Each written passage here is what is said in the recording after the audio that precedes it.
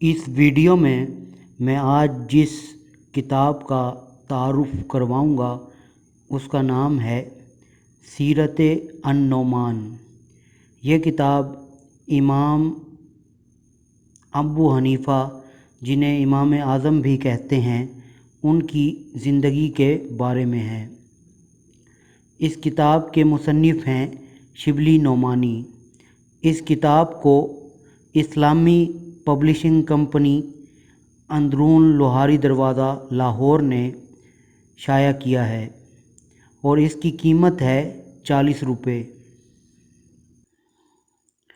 اس کتاب میں جو عنوانات زیر بحث لائے گئے ہیں وہ یہ ہیں: امام ابو حنیفہ کا نام و نسب و ولادت، امام ابو حنیفہ کے اساتذہ، آپ کی وفات، آپ کی اولاد، آپ کے اخلاق و عادات، امام صاحب کی تصنیفات، عقائد و کلام، حدیث و اصول حدیث، فقہ کا دوسرا حصہ، امام صاحب کے تلامذہ محدثین عبداللہ بن مبارک، یحییٰ بن زکریا، وقی بن الجراح، یزید بن ہارون، حفص بن غیاث، ابو عاصم النبیل، عبدالرزاق بن حمام، داؤد الطائی۔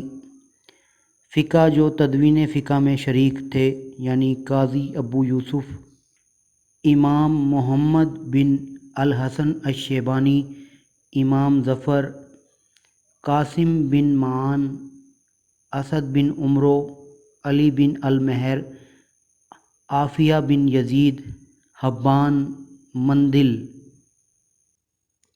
اب میں آپ کو اس کتاب میں سے کچھ اقتباسات پڑھ کر سناؤں گا۔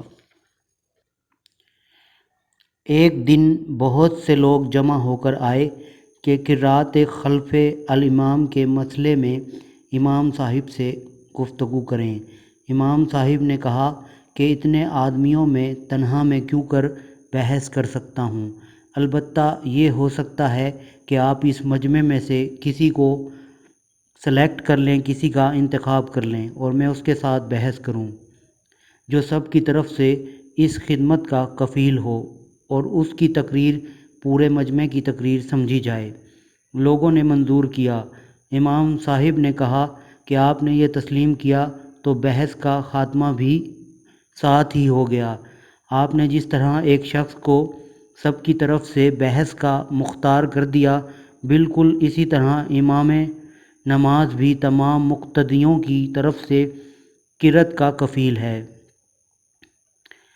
یہ نہ سمجھنا چاہیے کہ امام نے ایک شرعی مسئلے کو صرف عقلی طور پر طے کر دیا، بلکہ حقیقت میں یہ اس حدیث کی تشریح ہے جس کو خود امام صاحب نے باسند صحیح رسول اللہ صلی اللہ علیہ وسلم تک پہنچایا ہے۔ اس حدیث کا ترجمہ یہ ہے، یعنی جو شخص امام کے پیچھے نماز پڑھے تو امام کی قرأت بھی اسی کی قرأت ہے۔ امام صاحب کے حکیمانہ مقولے بھی سننے اور یاد رکھنے کے قابل ہیں۔ آپ فرمایا کرتے تھے کہ جس شخص کو علم نے بھی گناہ اور فحاشی سے باز نہ رکھا، اس سے زیادہ گناہ گار ضیاءکار کون ہوگا؟ اگر علماء خدا کے دوست نہیں ہیں تو عالم میں خدا کا کوئی دوست نہیں۔ جو شخص قبل از وقت ریاست کی تمنا کرتا ہے ذلیل ہوتا ہے۔ جو شخص علم کو دنیا کے لیے سیکھتا ہے، علم اس کے دل میں جگہ نہیں پکڑتا۔ سب سے بڑی عبادت ایمان اور سب سے بڑا گناہ کفر ہے۔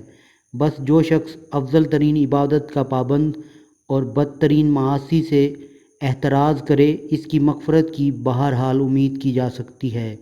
جو شخص حدیث سیکھتا ہے اور اس سے مسائل نہیں سیکھتا، وہ ایک عطار ہے جس کے پاس دوائیں ہیں لیکن یہ نہیں جانتا کہ کون سی دوا کس مرض کے لیے ہے۔